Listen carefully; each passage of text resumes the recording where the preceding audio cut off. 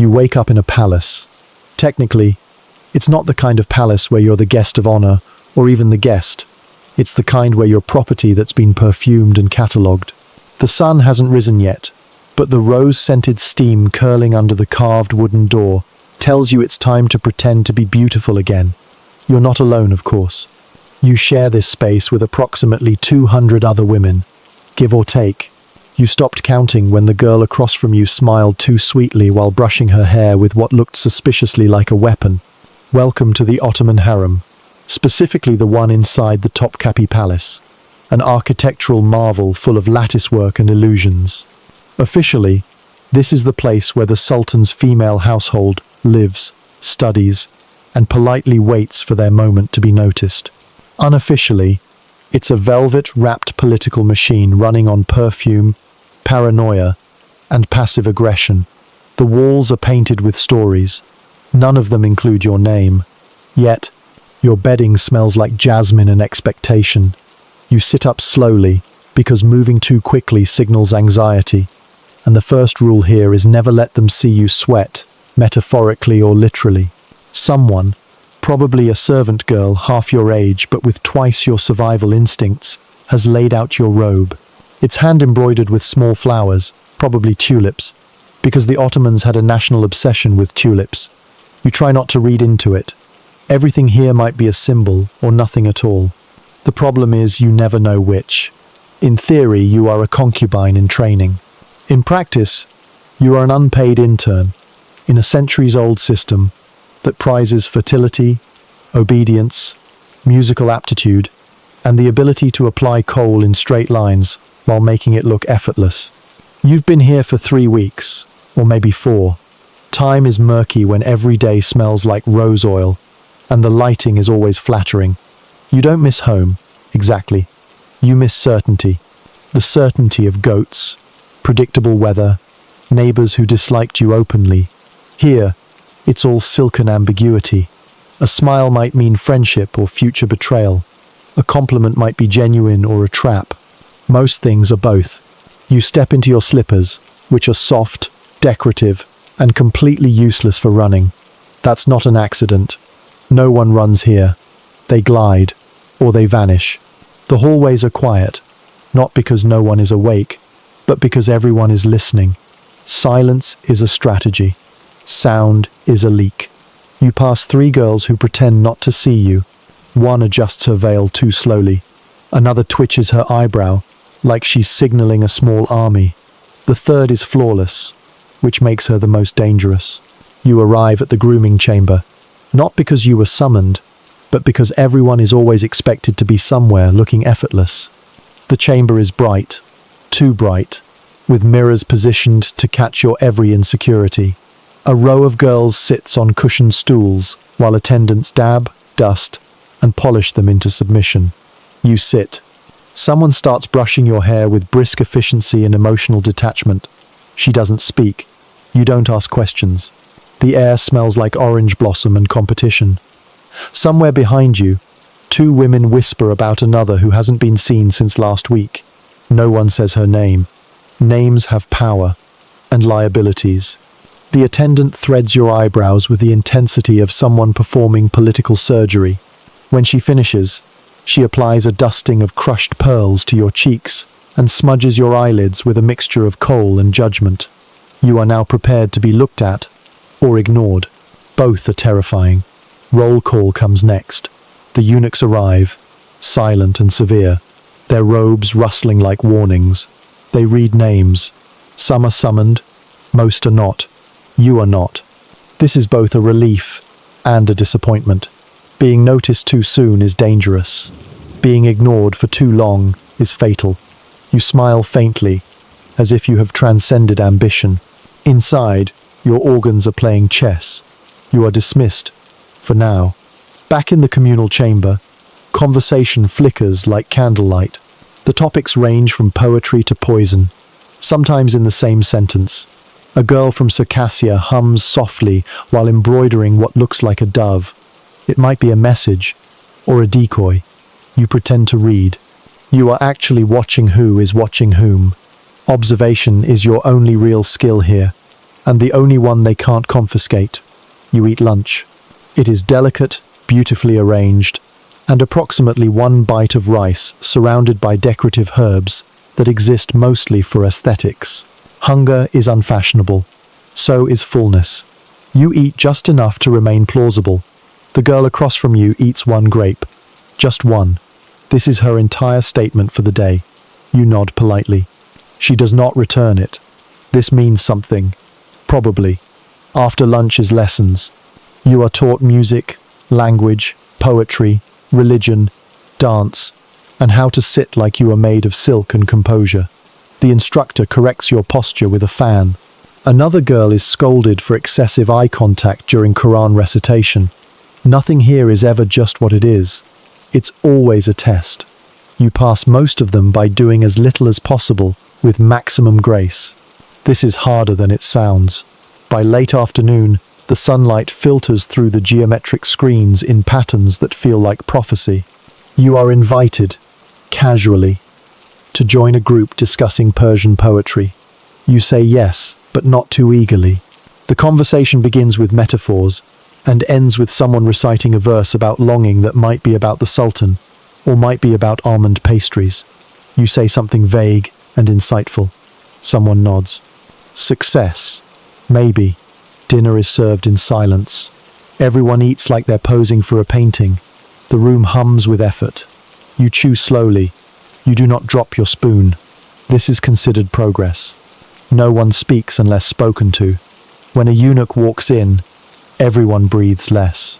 He delivers a letter to someone else, not you. You feel both grateful and irrelevant. You smile. You leave. That night, you return to your chamber. You pretend to sleep. The lanterns flicker. Somewhere, someone is whispering. You can't tell if it's a prayer, a plan, or poetry.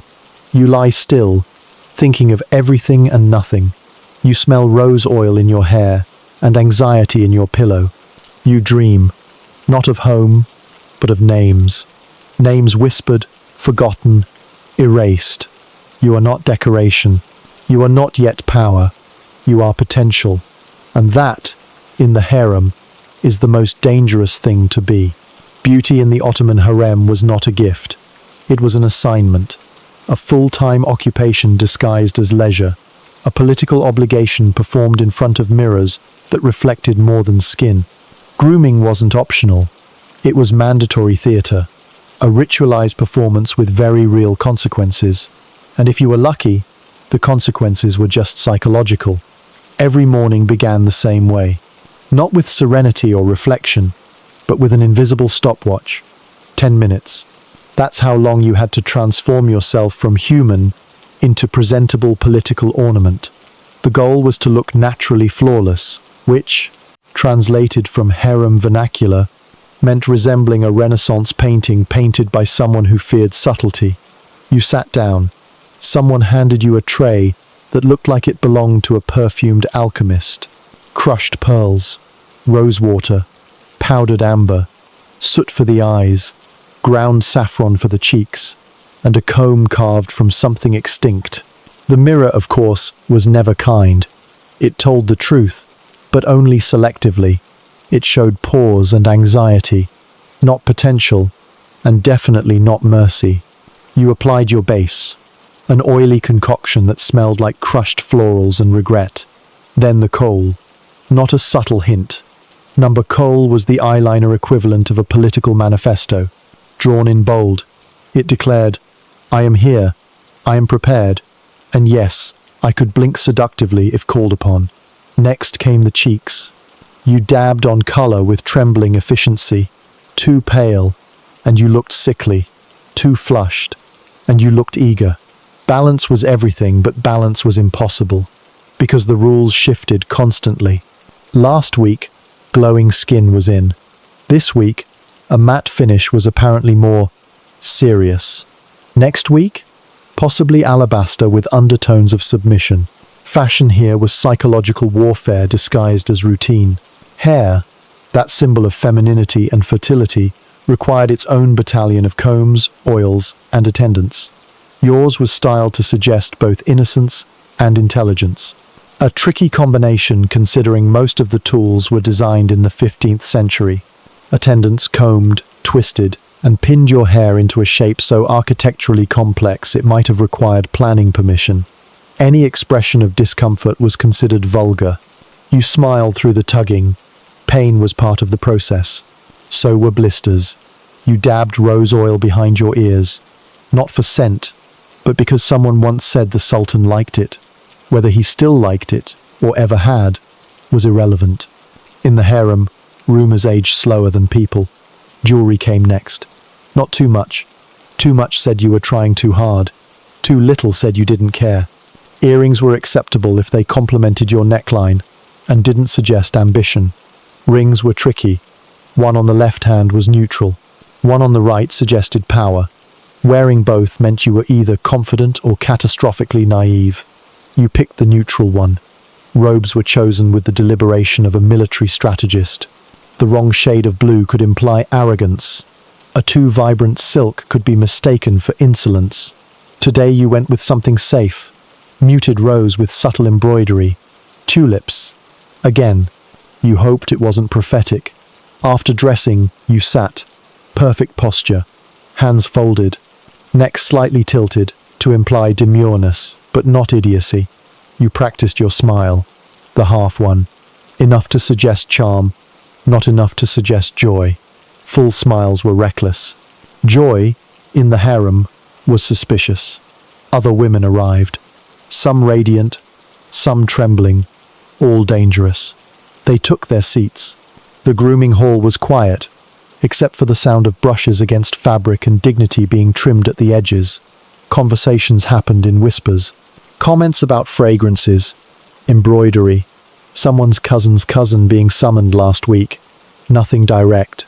No one spoke in declaratives. Everything was a suggestion. Gossip, of course, was the unofficial currency. She used too much amber powder. She added lemon to her bath. Did you see how her servant bowed? Almost disrespectfully. All of it mattered. All of it meaningless. But meaning was made through repetition and reputation. Occasionally, someone laughed. Softly. The laugh wasn't real. It was currency. You joined in. Because silence was also a statement. Someone asked about your favorite scent. You replied, with something vague and agreeable. You didn't ask her the same question. Too eager. You'd learn eventually that every conversation was a test in disguise. Compliments were landmines. Your hair looks exquisite today, someone said. You thanked her, which was the correct response. But now she knew you were listening, which meant she'd test you again. Soon, an attendant arrived to inspect. Not officially, but she lingered just long enough to notice everything. Posture, perfume, patterns. Then she nodded and left. No words, just judgment. You exhaled. Quietly. Appearances in the harem weren't just about beauty. They were surveillance tools. You dressed not for the Sultan. You dressed for the audience of rivals who interpreted every thread as strategy, every hemline a manifesto, every hair strand an opinion. The older women were the most terrifying, flawless, silent, wrapped in tradition and invisible authority. They said nothing. They watched. One of them looked at your robe, then at your earrings, then away. You didn't breathe for 6 seconds. When you finally did, it smelled like lemon, rose, and something else. Fear, maybe, or regret. Midday prayer arrived. You changed. Not because anyone told you to, but because you'd heard the Valide Sultan prefers muted tones during religious rituals. Whether this was fact or fiction didn't matter. Everyone treated it as law. So you changed. You said your prayers. You tried to look pious without looking performative. The floor was cold. Your knees ached. Your mind wandered. You thought of home, then forced yourself to stop. Sentiment was a liability. You finished the prayer. You returned to your chamber. Another robe change. Afternoon robe. Slightly more elaborate, but not festive. Festive was suspicious. Someone mentioned that lavender robes had fallen out of favor after a favored concubine tripped in one. You filed that away. Your robe was mint green. Safe. Mostly. You adjusted your sleeves. Someone watched. Always. You sipped sherbet. Delicately. The chilled rose flavor made your teeth ache. A girl smiled at you from across the hall. You didn't smile back. You nodded instead. It was the right move. Probably. Later, you practiced lute. Badly. The instructor sighed. You apologized. She nodded. Progress, maybe. Maybe not. You still smelled like rose oil. You still looked like a person trying very hard not to be noticed, while secretly hoping to be remembered. You weren't the prettiest. You weren't the most talented. But you were consistent. And in the harem, that was a look. By sunset, your hair was still in place. Your makeup still held. Your posture had not failed you. You hadn't said anything regrettable. No one had scolded you. No one had smiled at you with excessive warmth. No gifts. No summons. No accidents.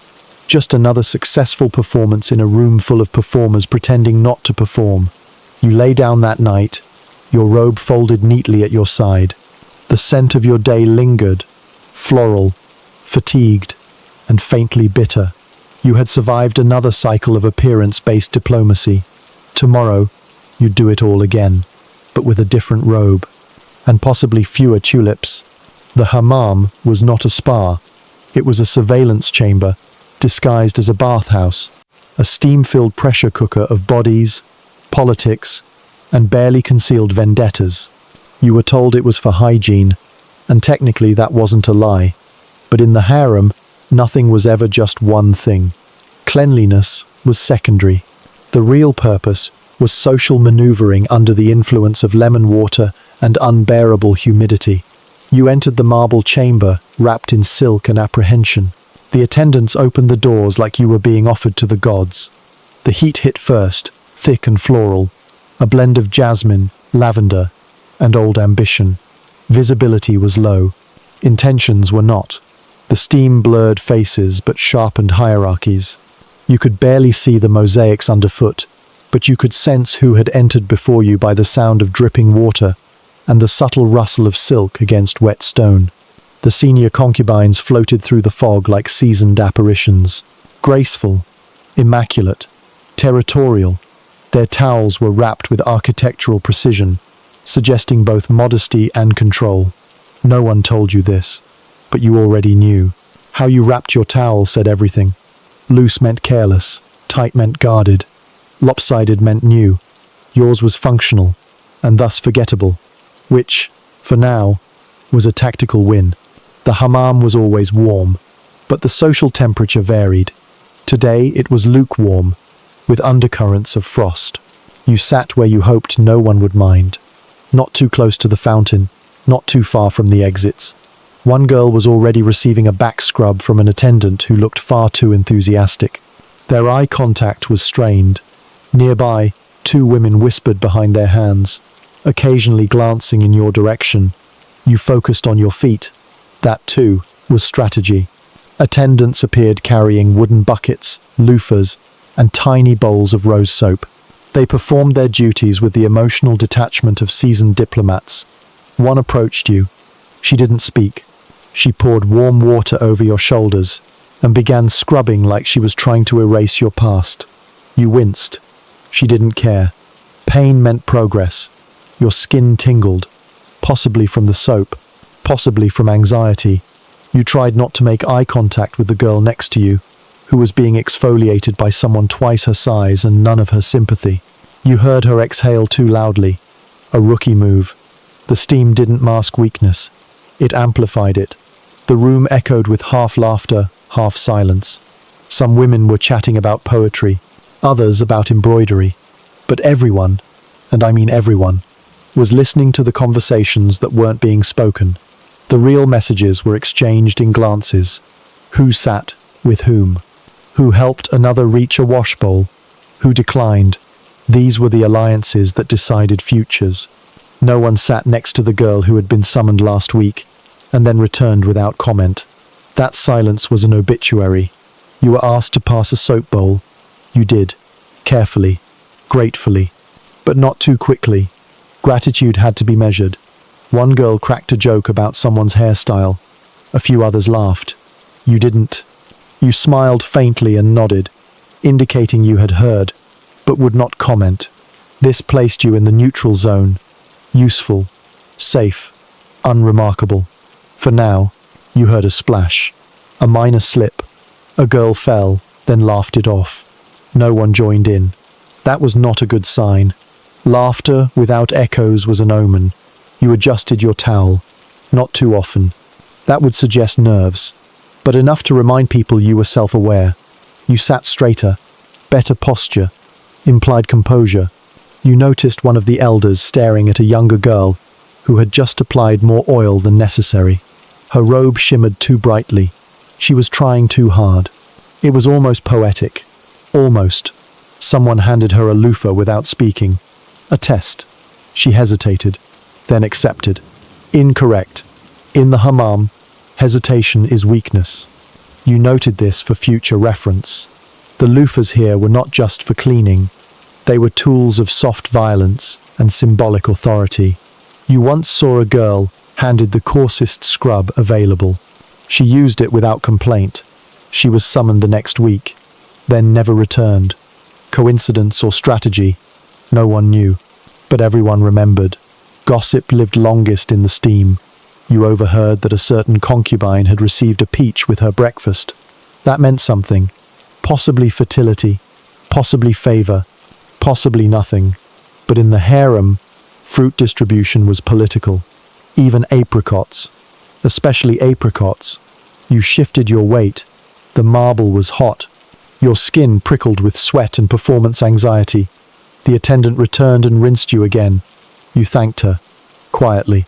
She nodded, maybe respectfully, maybe dismissively. It was hard to tell. The steam made everything look like a dream you weren't invited to. The door opened. A eunuch entered. No announcement, just presence. Conversation dipped. His eyes scanned the room. He whispered to another attendant. She left. Someone would be summoned. Not you. Today. You resumed your posture. You massaged rose oil into your arms. You didn't glance at anyone for too long, especially not at the girls who were pretending not to watch the eunuch. One girl closed her eyes too slowly. Another looked up too quickly. Both would be noticed, possibly penalized. The eunuch exited. The steam seemed to sigh. You inhaled deeply. You exhaled carefully. The hammam was many things, but relaxing was never one of them. You had been scrubbed, steamed, and socially evaluated. And now you were damp, sore, and somehow more paranoid than before. You dressed in silence. Your robe clung to your skin like gossip. You walked out slowly, gracefully. You didn't look back. That was amateur behavior. Outside, the air felt sharp and judgmental. You were radiant. You were exhausted. You had survived another hour of political nudity. You returned to your chamber, smelling like roses and suspicion. The hammam was finished. The real game was just beginning. The eunuchs were not just guards. They were architects of reality. If the sultan was the sun, then the eunuchs were the shutters deciding which rays reached you and which were blocked forever. Their presence in the Ottoman harem was not accidental, symbolic, or optional. It was structural. It was absolute. And it was final. Castrated, yes. Powerless, absolutely not. If anything, their lack of traditional masculinity granted them a kind of omnipresence. They could go where others could not. They could see what others could not. And most importantly, they remembered what others hoped they would forget. There were two main types of eunuchs in the palace hierarchy. The white eunuchs, typically of European origin, handled administrative tasks in the outer palace. They were bureaucrats in silk. Then there were the black eunuchs, primarily of African descent, who served inside the harem. These were the real power brokers. Their title, Chief Black Eunuch, or Kislar Agassi, was less of a job and more of a gravitational field. He controlled who entered, who left, who advanced, and who was never seen again. He answered only to the Valide Sultan and the Sultan himself. Everyone else answered to him, including you. You didn't speak to the eunuchs. You were spoken to. You didn't look them in the eye. Unless invited, you certainly didn't ask questions. They carried scrolls, keys, and unreadable expressions. Their robes were dark, immaculate, and somehow more intimidating than armor. You always heard them before you saw them. Soft footsteps, purposeful silences, doors opening without warning. One moment you were brushing your hair. The next, a eunuch was handing you a folded piece of parchment without a word. That moment could mean elevation, or exile, or worse, nothing at all. The worst fate in the harem wasn't death. It was being forgotten, erased so thoroughly that your name was never whispered again. And if the eunuchs decided that would happen, it did, with terrifying efficiency. Your best strategy was invisibility with potential. You stayed ready. You kept your tone soft, your posture perfect, and your gratitude appropriately rationed. Over-fawning made you suspicious. Underreacting made you forgettable. When a eunuch handed you something, a letter, a message, a look, you accepted it as if it had been delivered by Gabriel himself, but with less eye contact. Their role extended beyond logistics. They were informants, interpreters, and internal auditors. They knew who was fighting with whom, who smiled too much at morning prayers, who dropped a fig in front of the Sultan, and whether it looked intentional. They were not cruel. They were careful. They did not threaten. They documented. And when they acted, they did so with a quiet finality that echoed longer than shouting ever could. The younger eunuchs learned quickly. Silence was power. Observation was survival. One blink too many, and you could be reassigned to laundry duty. Or worse, message courier between two women who hated each other in 5 languages. You saw one eunuch every morning at roll call. He never smiled. His nod was a verdict. If he skipped your name, you said nothing. You waited until you were dismissed. If he lingered near you, you stood straighter, not to impress, but to avoid suspicion. You heard stories. Everyone had. Of girls who offered gifts to eunuchs. Mistake. That was seen as bribery. Of girls who flirted. Disaster. That was seen as delusion. Of girls who gossiped. Fatal. The walls had ears. The ears reported to eunuchs. Eunuchs reported to the throne. Or worse, to the Valide. And she did not forget. You once saw a girl correct a eunuch's pronunciation. She was not seen again. Maybe it was coincidence. Maybe it was a lesson. You didn't ask. There was no suggestion box in the harem. You had one interaction, a moment where a eunuch handed you a note. No name, no context, just a time. You bowed, not too deeply. He didn't respond. That was good.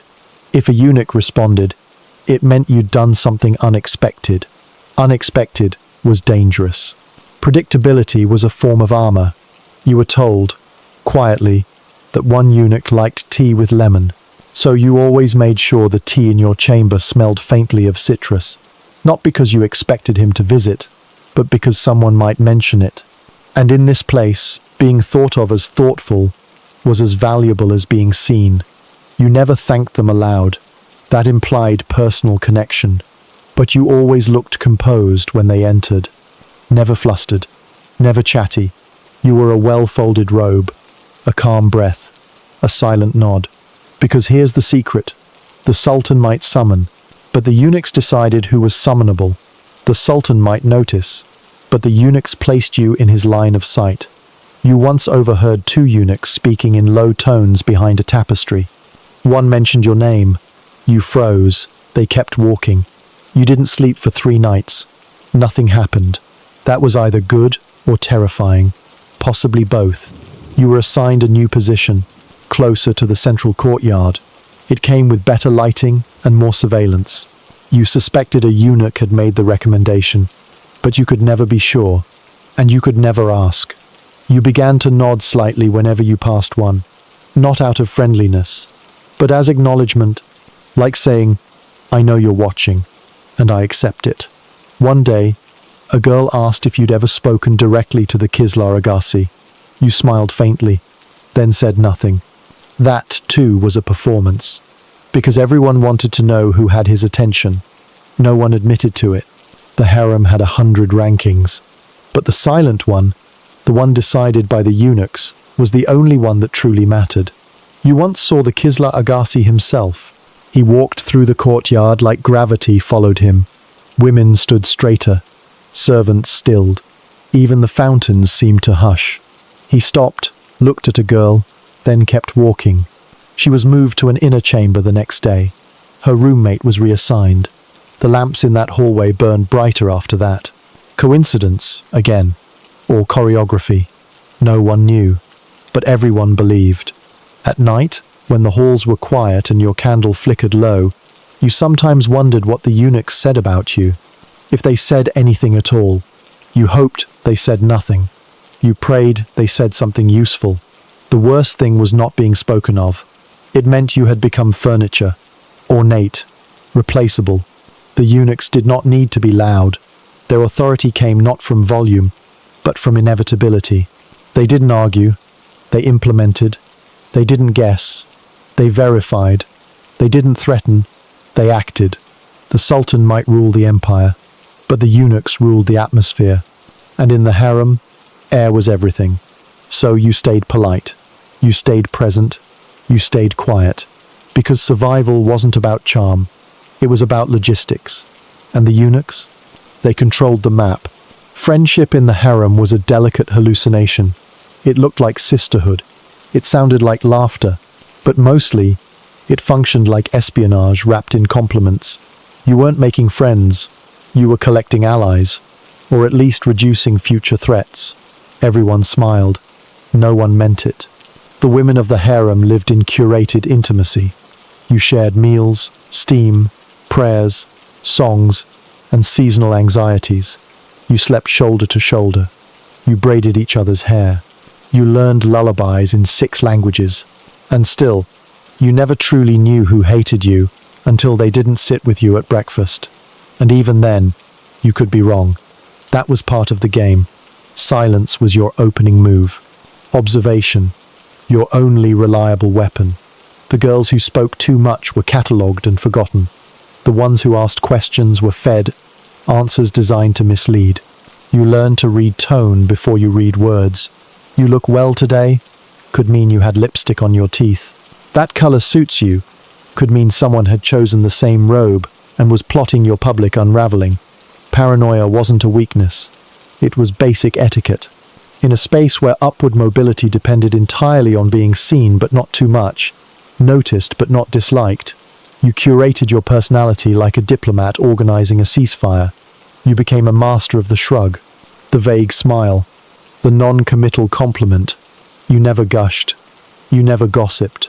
You merely floated on the surface of conversation, emotionally waterproof. Some women tried to bond over shared origins. A girl from Albania might try to talk politics with another from Bosnia. This was tolerated briefly, until someone overheard, took offense, and reminded everyone that identity was fluid here, especially when inconvenient. You weren't from a place anymore. You were from the harem. Geography had been replaced by rank, rumor, and robe color. If you wanted to rise, you needed a patron. Someone older, wiser, strategically untouchable. Preferably someone who didn't find you threatening. This was tricky. Powerful women didn't take protégés out of kindness. They did it to reinforce their legacy or weaponize you against someone else. If you failed, they dropped you. If you succeeded, they resented you. Either way, you were disposable. Like a decorative spoon. You had one such older woman eye you once during afternoon tea. She said your handwriting was graceful. This was either a genuine compliment or a hint that your forged letters were under review. You thanked her and didn't ask what she meant. That was the correct response. You had one conversation too many with a girl from Georgia. The next week, you found a small rip in your favorite robe. Could have been coincidence. Could have been a message. You didn't fix it. You wore it as is. The day after, she complimented your embroidery, which was odd, because there wasn't any. A few days later, she stopped speaking to you. Peace had been declared. No explanation given. Some girls traveled in pairs. They laughed together, read together, played music together. Everyone envied them. Then one would disappear. The other would cry quietly for a day, then rearrange her seating in the dining hall. No one asked questions. Tears were permitted. Inquiry was not. Emotional attachments were distractions. Too much warmth and people assumed you were hiding something. Too little and they assumed you were plotting. Moderation, again, was key. You performed affection without investing. You gave without trusting. You listened without absorbing. You became a sponge with ears and no opinions. At night, women whispered into each other's pillows. Secrets about their families. Fears about being passed over. Hopes of catching the Sultan's eye. And every word was stored, recycled, weaponized later, if necessary. You didn't whisper. You hummed instead. A neutral sound. A forgettable habit. That was safer. You once caught two girls staring at you during morning prayers. One had her hands slightly clenched. The other smiled too early. You adjusted your scarf and lowered your eyes. You didn't eat near them for the next 3 days. They noticed. They respected the move. A form of peace was established, but only until someone changed robes or seating charts. Emotional consistency was a liability. The mood of the room was a living thing. Some days it breathed cooperation. Other days it hissed suspicion. The weather affected everyone's temperament. So did rumors. So did food quality. You once complimented someone's singing. She thanked you and never sang again.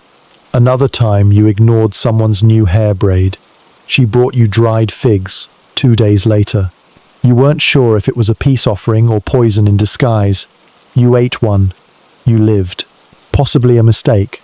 Possibly a test. Games within games. You became fluent in emotional chess. Every glance was a move. Every silence was a counter. Every laugh was a trap. You weren't trying to win. You were trying not to lose. Some girls had the luxury of oblivion. They sang too loudly.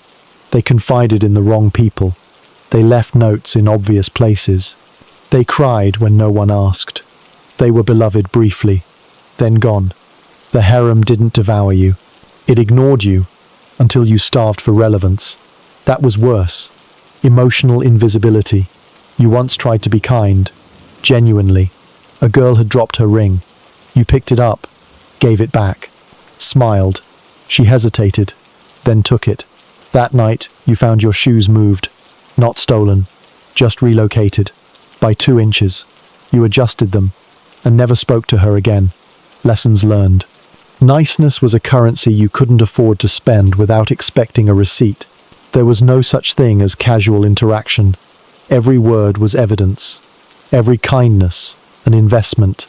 Every joke, an audition. You knew a woman who rose fast by pretending to be shy. She listened to everyone, agreed with everything. She said almost nothing for a year. Then one day she sang at a royal banquet. Her voice was flawless. Everyone was stunned. The next week, 3 other women fell mysteriously ill.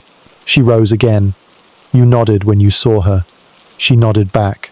That was the entire relationship. Mutual recognition of dangerous competence. You didn't need words, just good memory and better instincts. The friendships you cultivated were measured in glances, shared silences, and occasionally shared lemons. Trust wasn't earned. It was borrowed, then returned, dented.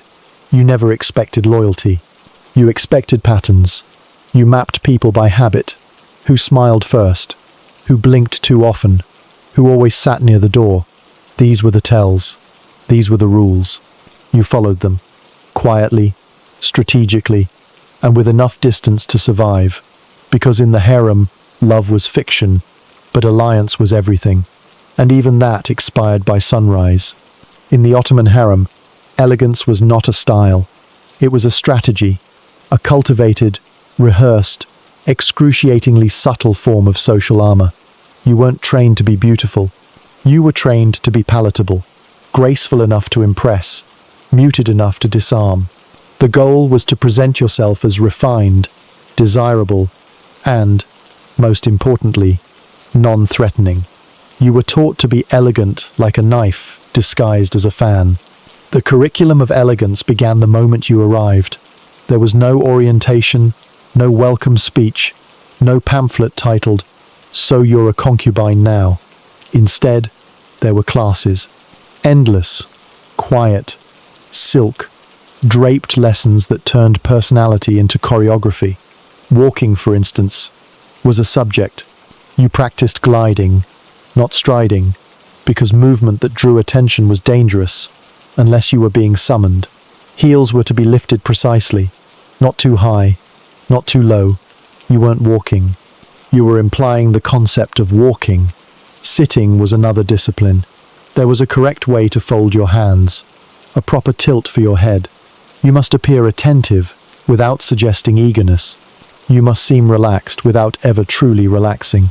Slouching meant defeat. Rigidity meant defiance. The acceptable posture lay somewhere between resignation and ethereal grace. Your voice was a weapon you were never allowed to wield directly.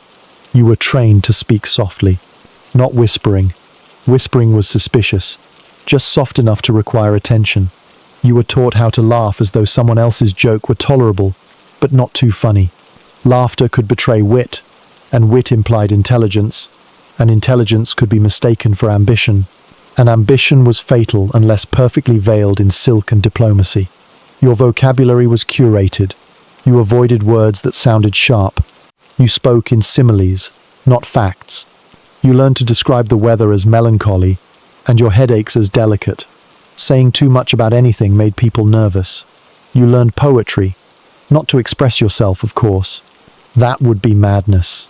You learned poetry to quote it, as though emotion were a historical artifact and not a personal experience. Quoting Rumi correctly could elevate you. Misquoting Hafiz could exile you. You were taught to dance, slowly and without joy. Joy was unpredictable. You were taught music. You played instruments softly enough that no one felt compelled to compliment you too earnestly. Playing too well implied you had a future, and futures were threats. You were even trained in sleeping posture. Yes, sleeping, or at least resting. You never knew who might walk past your chambers. Looking peaceful meant you were emotionally stable. Looking restless meant you were a liability. You once knew a girl who clenched her fists in her sleep. She was reassigned to laundry duty within a week. Coincidence, or a cautionary tale? You never found out. Eating was its own performance.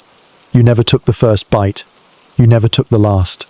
You chewed as though someone might ask you to stop mid-meal for a surprise poetry recital. Swallowing too quickly meant you were greedy. Swallowing too slowly meant you were plotting. You sipped water like it was imported from a rare spring guarded by holy serpents.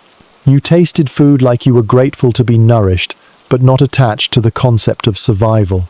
Even coughing had etiquette. A polite cough was 3 seconds long, muffled into the elbow, and followed by an apology. Sneezing was an event. Too loud, and you startled someone. Too frequent, and you were rumored to be sickly. You practiced refined sneezing. No one explained how. You just learned. Eventually, the greatest skill you mastered was the art of seeming harmless. You learned to downplay everything. You were always impressed by others, never yourself. You offered compliments as currency. You agreed with opinions, even ridiculous ones. Someone once claimed figs were superior to all other fruits. You agreed. You now hate figs. But it was the right move. Someone else once claimed that birdsong improved the soul. You agreed, even though the courtyard birds woke you at 5 every morning. You smiled through it. Elegance meant smiling through everything. You were encouraged to be spiritual, but not too devout. Religious fervor made people uncomfortable. You quoted scripture, but selectively. You prayed, but never performed piety.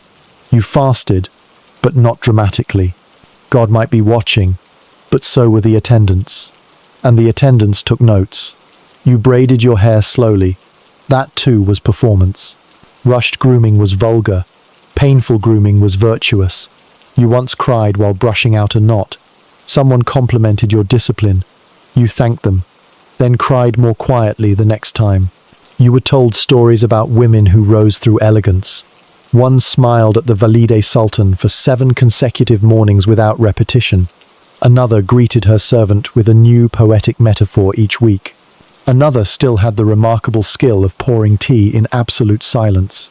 All three were promoted. One disappeared. You remembered all of this. You practiced your smile in the mirror until it no longer resembled yours. You rehearsed nodding without actually agreeing. You learned how to suggest sorrow without causing concern. Your face became a political document, signed, sealed, but never read aloud. You mastered the pause, the sigh, the glance. You learned how to enter a room without becoming the subject, how to exit a conversation without being missed. You became fluent in absence. Your greatest triumph was being told, quietly, by an older concubine that you were peaceful company. It meant you had been successfully filed under non-threatening, a category that didn't guarantee promotion, but at least delayed execution. You were elegant now, elegant enough to be tolerated, too elegant to be envied. And that, in the harem, was a masterpiece of survival. You finished your day like you finished every day, gracefully, quietly, and absolutely exhausted from pretending elegance was natural. You folded your robe. You applied rose oil. You sighed with just the right amount of volume. And you lay in bed, hands folded across your chest like a martyr in training. You had survived another day of elegance. You would do it again tomorrow, and again the day after that, until elegance either saved you or erased you completely. Sudden attention in the harem was never actually sudden. It only looked that way, like a flower blooming overnight, except the roots had been quietly strangling the soil for weeks. When it happened to you, it began with a robe, not a particularly extravagant one. That would have been suspicious. It was a robe in the color of crushed rose petals, modest, almost forgettable. Except that morning, it wasn't. That morning, 3 other girls glanced at it too long. One complimented it. Another adjusted her own robe after seeing it. The third said nothing, which was more telling than speech. You hadn't requested the robe. It had appeared folded neatly on your bedding with no note. That alone was a message. Robes were rarely just fabric. They were assignments disguised as gifts. You wore it, because not wearing it would have been its own kind of statement. And then you waited, which, in the harem, was always a performance in stillness. The first shift came during the morning walk to the inner gardens. You weren't alone, but it felt like a procession. The older women didn't speak. The younger ones whispered with enough volume to be overheard. Your name wasn't said, but your robe was described. That meant something. Later, during tea, a eunuch lingered half a second longer than necessary near your cushion. He didn't speak. He didn't nod. He simply paused. That pause was now your entire future. You sipped tea with the same expression you always wore, pleasant indifference tinged with gratitude. Inside, your heart was a parade of questions. You knew what this meant. Or rather, you didn't, which was exactly the point. Attention in the harem was never announced. It unfolded through pattern disruption. Someone refilling your water before it emptied. Someone offering you fruit you hadn't asked for. Someone who once ignored you now asking how you slept. These weren't favors. They were updates to your file. The file that existed in every woman's mind, and more dangerously, in the minds of the eunuchs. The rose robe became symbolic before lunch. Not because of its color, but because you hadn't been seen in anything else that matched it. You hadn't coordinated, and yet everything matched. Your lips, your scarf, even the faintest tint of your nail polish. Intentional? Lucky? No one believed in luck. You had become a theory, and in the harem, theories spread like perfume, inevitably and inconsistently. Someone mentioned you during music hour. Her hands are graceful, said a girl who once refused to sit near you. You nodded, unsure whether to thank her or leave. You chose to smile, the safe middle, too warm, and you looked ambitious, too cold, and you looked smug. The robe clung to your body like a spotlight. You adjusted your posture hourly. You blinked less. You walked slower. You spoke rarely. Every word you did say was now analyzed for hidden brilliance. You wanted to say, "I'm the same person as yesterday." But yesterday, you wore mint green, and no one cared what you said in mint green. The rose robe had rewritten your script. Afternoon prayers were more crowded than usual. You knelt beside a girl who smelled of cloves.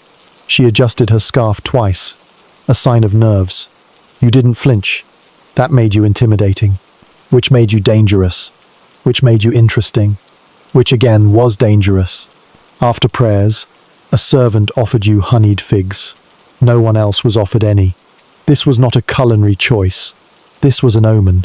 You ate one, slowly, eyes on the floor, thanked the servant. She said nothing. Perfect. No confirmation, no denial, just sugar-coated suspicion. By sunset, the robe was a legend. You were no longer a girl. You were a symbol of narrative shift. A new variable in an equation everyone had memorized, but now had to recalculate. The Valide Sultan had not spoken to you, but her maid glanced at you once from the upper hall, which, in harem mathematics, was the equivalent of a direct prophecy. You now moved differently, not out of arrogance, but because your name had left the realm of whisper and entered the realm of documentation. Someone somewhere was deciding what you would mean next. You weren't popular. You were significant. Worse, you were newly significant. That was the most unstable category. Newly significant women were like candles in a drafty room, briefly bright, easily extinguished. You remembered a girl last season who received a bejeweled comb. She smiled too much. She vanished a week later. Her comb was passed to someone else. No one mentioned her name again. So you didn't smile. You didn't ask questions. You returned the robe to your bedding, folded it meticulously, and placed a sprig of dried lavender on top. The lavender was from a sachet you had hidden in your drawer for 3 months. Its scent was fading, which made it perfect. Enough to be remembered, not enough to seem manipulative. Your roommates said nothing. Their silence was saturated with attention. That night, someone left a small rose on your windowsill. It wasn't from the garden. It had been dried, pressed, and tied with a red thread. A gift, a warning, a dare. You placed it inside your pillowcase. You did not react. You slept with one eye open. The next morning, your robe was replaced with a different one, ivory silk, embroidered with tulips. You did not ask where the rose robe had gone.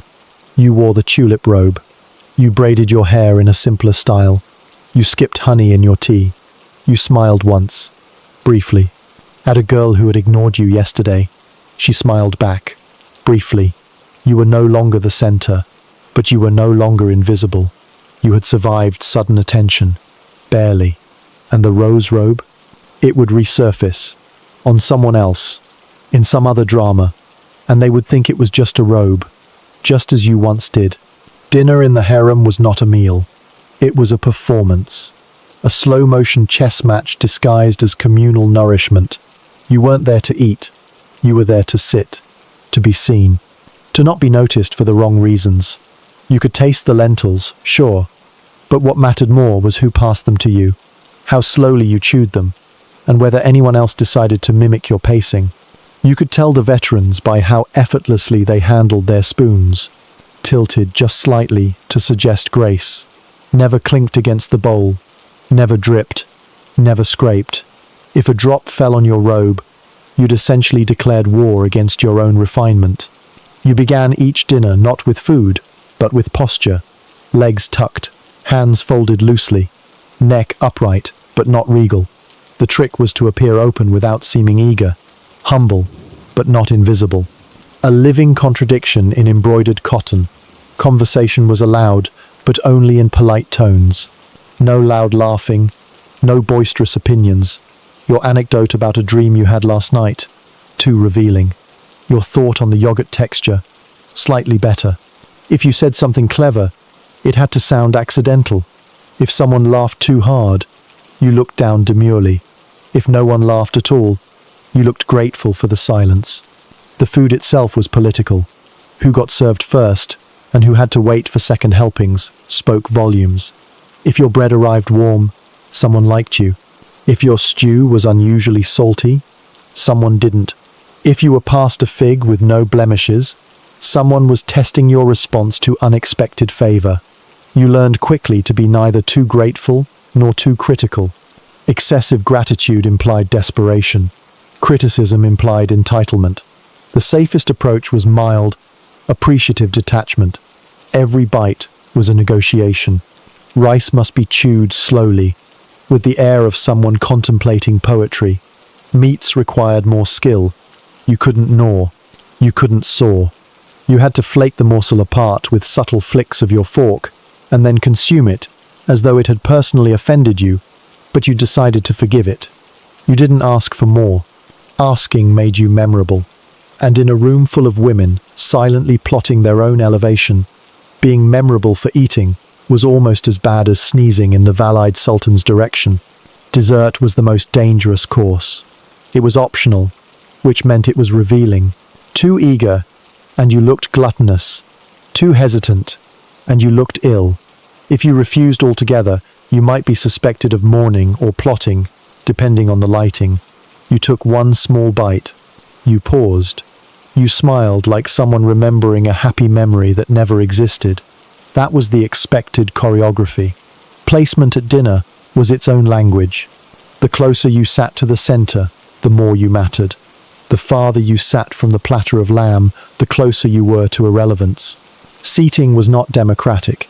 It was determined by rumor, recent impressions, and whether your robe still held the faint scent of rosewater. You once saw a girl move 2 places forward. She didn't smile. She didn't blink. She just adjusted her scarf and proceeded to eat half a boiled carrot with such elegance that everyone at the table re-evaluated their own carrot strategies. You knew someone who once tried to eat too quickly. She had been given honeyed walnuts, a rare indulgence. She smiled too much. Her spoon clinked twice. The next day, her cushion was moved 2 spaces back. No explanation, just an update. You never asked what happened. The dining chamber heard everything. It was shaped like a theater without an audience, except the audience was each other, and the stage was made of saffron and restraint. The lighting was always soft, never flattering. Your face was not meant to be adored. It was meant to be monitored. A flicker of irritation could be misinterpreted as judgment. A stifled cough might become a rumor of illness. You once sneezed silently into your scarf. The girl next to you offered you a pomegranate seed, possibly kindness, possibly a test. You declined, gently. You never trusted pomegranate seeds. Too symbolic, too red, too close to myth. Wine was never served, obviously, but sherbet was. Sherbet was a loaded drink. Too sweet, and you looked juvenile. Too bitter, and you looked jaded. You were supposed to sip it like a memory. You once accidentally made eye contact with a eunuch during dessert. You immediately looked away, but it was too late. 3 girls noticed. One adjusted her bracelet. One whispered something to her neighbor. The third tilted her bowl slightly away from you. You drank the rest of your sherbet like it was just another liquid, not a declaration of internal panic. After dinner, there was the ritual of washing hands. This was not about hygiene. It was about final impressions. You poured water from the basin with practiced grace. You dried your hands with the cloth provided, never too slowly, never too quickly. Someone once dropped the cloth. It was returned to her by an attendant with no expression. She disappeared the following week. Slippery cloths were no excuse. You were expected to navigate linens like a queen, even while dying inside. Once back in your chamber, you debriefed internally. Who spoke to whom? Who asked for salt? Who left their cup half full? These were the metrics that mattered. Not taste, not fullness. You never remembered what the main dish was. You remembered who refilled your water without being asked. That girl might be an ally, or a spy, possibly both, probably both. You sat on your bedding and unfastened your scarf with care. You looked at your reflection in the copper mirror. You had eaten nothing of consequence, but you had performed impeccably. You had survived another theater of dinner, another evening of calculated chewing, strategic sipping, and emotional neutrality. You had not spilled. You had not choked. You had not praised the yogurt. You had not insulted the lamb. You were perfect and empty, which, in the harem, was the ideal state. Midnight in the harem was quiet. But it was not peaceful. It was the hour of stillness without rest, of silence that throbbed with possibility and dread. The palace slept, but the women did not. Not really, not deeply, not safely. Sleep here was a negotiation, not a necessity. You learned to lie down, close your eyes, and pretend that dreams were a thing you still had. The truth was, you didn't dream. You calculated. You worried. You practiced conversations that would never happen. You revised glances you'd already given. You replayed that moment during dinner, when someone passed you the grapes and wondered if it had been a message, a mistake, or a death sentence. The bed was soft enough, the sheets clean, but comfort was an illusion you no longer believed in. Midnight was when your mind became louder than the palace corridors ever could. You counted every creak, every footstep, every cough from the room down the hall. You learned the difference between a mouse and a messenger by sound alone. You trained your ears to detect whether the wind had moved the curtains or a eunuch had opened the wrong door. Some girls snored. You envied them. Others wept into their pillows. You pretended not to hear. Crying at night was normal. The real danger was being caught listening to someone cry. Emotional witness was a liability. You were expected to be compassionate but deaf. You often stared at the ceiling. You traced the cracks in the plaster with your eyes. You memorized the flicker patterns of the oil lamp in the hallway. You invented lullabies in your head and never sang them. That would attract attention. At night, even music was subversive. Sometimes there were dreams. Short ones. Fragments. You dreamt of your mother, her back turned, folding laundry that never ended. You dreamt of a garden path that led nowhere, of a bird flying through a door you couldn't open. You woke up sweating, your heart pounding like you'd just been chased. You didn't scream. You didn't sit up. You lay perfectly still and let the anxiety settle like dust. You listened for movement. If there was none, you tried to fall back into something resembling unconsciousness. If there was, you prayed it wasn't for you. The worst sound at midnight was your own name, whispered, announced, delivered through a curtain. If a eunuch arrived at this hour, it was not a social visit.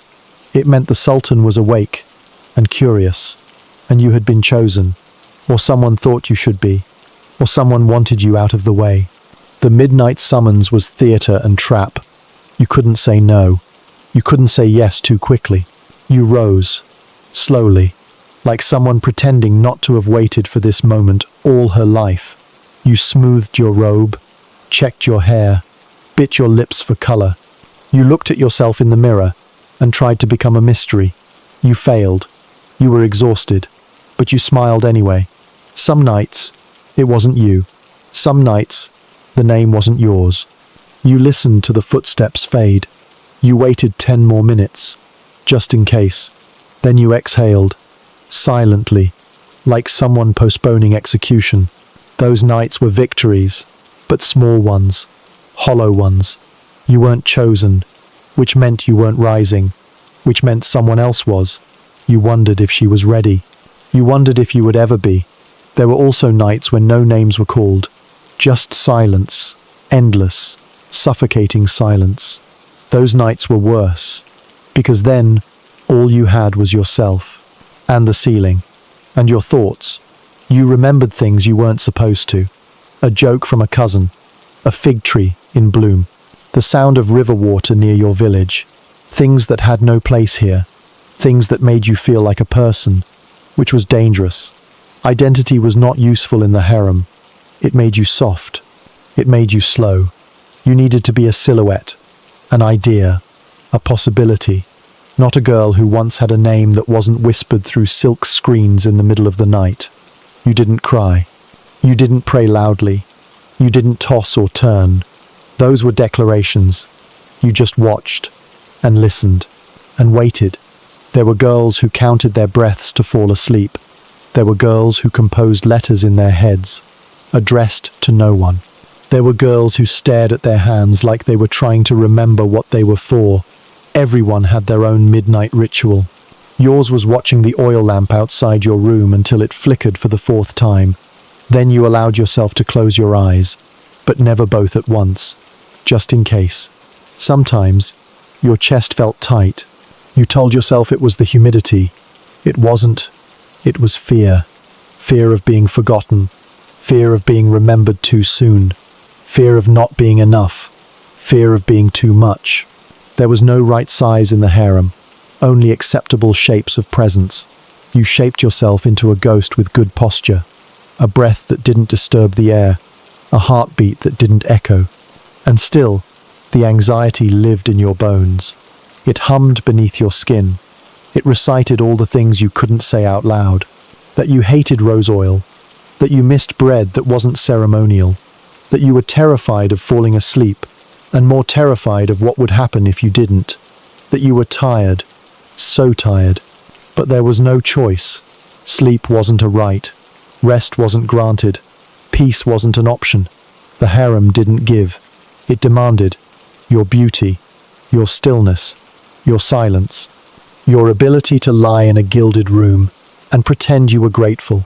So you lay there, awake, unmoving, listening to the whispers that weren't meant for you, breathing like someone who hadn't memorized her own funeral prayers, and waiting for morning to save you, or forget you. Either would do. The summoning did not begin with trumpets. It began with footsteps, soft ones, unmistakable in their intention. A eunuch's silhouette darkened the edge of your curtain. He did not call your name. He didn't have to. He paused, long enough for you to understand that you had been selected. And then he disappeared, trusting that you would follow. And you did, because there was no choice. Not really. Saying no to the Sultan was like asking gravity for a break. You rose in silence. No one in your room moved. No one breathed differently. They had all heard. They had all practiced not reacting. You slipped into your prepared robe, the one you'd never admitted you'd iron twice a week just in case. You fixed your hair without looking in the mirror. Mirrors were for people who had time to reflect. You didn't. Not tonight. Tonight, you were an offering, a possibility wrapped in fabric and perfume. You smelled like anxiety masked with rosewater. You walked the corridor without speaking. The path was lit with oil lamps that had been recently tended, a message in itself. The palace knew you were coming. You passed other women, some sitting, some kneeling in prayer. They did not raise their eyes. They didn't need to. They had already judged you, not for being summoned, but for what you might become afterward. This was not jealousy. This was math. Attention was finite. What you gained, they lost. The eunuch led you to the antechamber. You waited. Minutes, maybe hours. Time in this room was designed to stretch. It made you question your breath, your posture, your choices from the past decade. You sat on the edge of a cushion, hands folded as if in prayer. But you weren't praying. You were negotiating. With fate, with fear, with whatever part of you still believed in luck. When the door opened, it wasn't dramatic. It creaked slightly, like any door would. But it changed everything. You stood, adjusted your scarf, and walked in. The Sultan was not what you expected. He never was. No matter how many stories you'd heard, he was neither impossibly majestic nor tragically human. He was just a man, wearing silk, seated in a room full of symbols. He looked at you like someone examining a letter written in a foreign language, curiously, politely, impersonally. You bowed, perfectly, not too deep, not too shallow. You said nothing. That was the correct amount of communication. He gestured for you to sit. You did, slowly, elegantly, like someone who had spent a lifetime rehearsing this precise sequence of movement, because you had. The room was warm, not from temperature, but from implication. Candles flickered. Carpets muted your every breath. Fruit lay on a plate between you, untouched. You were not here to eat. You were not here to speak. You were here to exist, flatteringly. The Sultan asked where you were from. You answered in 3 words. Nothing revealing, nothing forgettable. He nodded. He asked if you liked music. You said yes, not enthusiastically. Just enough. He asked no more questions. This, you were told, was a good sign. Questions meant he was still unsure. Silence meant he was observing. You sat like art. You smiled like dusk. He reached for your hand. You let him. He commented on your skin. You didn't thank him. You tilted your head slightly, as if uncertain whether the compliment required acknowledgement. It didn't. You had crossed into the realm of presence. Your usefulness now depended on mystery. He spoke of poetry. You agreed with his interpretation, even though it was incorrect. You weren't here to teach. You were here to reflect his brilliance back to him, softly, like a well-polished mirror. The evening stretched. Conversations became glances. Glances became pauses. Pauses became implication. You responded without responding. You performed interest, not desire. Desire could be interpreted as ambition, and ambition was peril. Eventually he rose. So did you. He gestured again. This time toward the inner room. The message was clear. You followed, because again, there was no choice. The inner chamber was colder, not in temperature, but in tone. Fewer decorations, fewer distractions, only one bed. You stood still as he watched you, not leering, not curious, just confirming, like checking a seal on a letter. You stepped forward, not quickly, not slowly, the correct speed for someone who understood her role without embracing it. He smiled once. It didn't reach his eyes. Then he turned away. You were shown to the other side of the room. You were told to wait. You did, because that's what the night was. A waiting room with silk walls. Eventually, sleep came. Not yours. His. His breathing slowed. His hand loosened. He drifted into the kind of rest you hadn't felt in years. You lay awake, eyes open, staring at the ceiling. It looked exactly like the one in your chamber, but it wasn't. Everything was the same, and nothing was. You had crossed a threshold. You had entered history. Maybe. Or maybe you had just become a footnote in someone else's. At dawn you were dismissed. No words. Just a nod from the attendant. You dressed in silence. You walked back in silence. You passed the same women.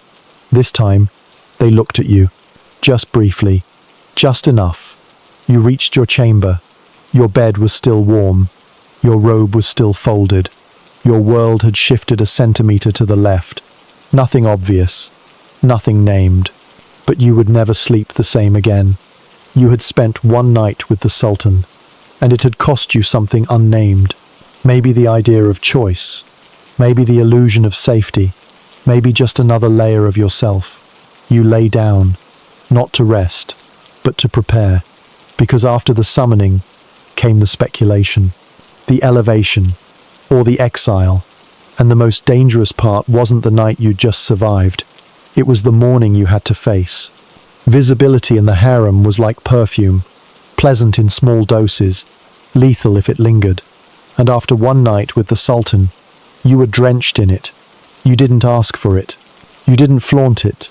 But it clung to you, seeped into your footsteps, curled into your hair, and followed you from corridor to courtyard, like a rumor with scented breath. The next morning was a study in weaponized subtlety. No one greeted you differently. No one addressed you by a new name. But everything had changed.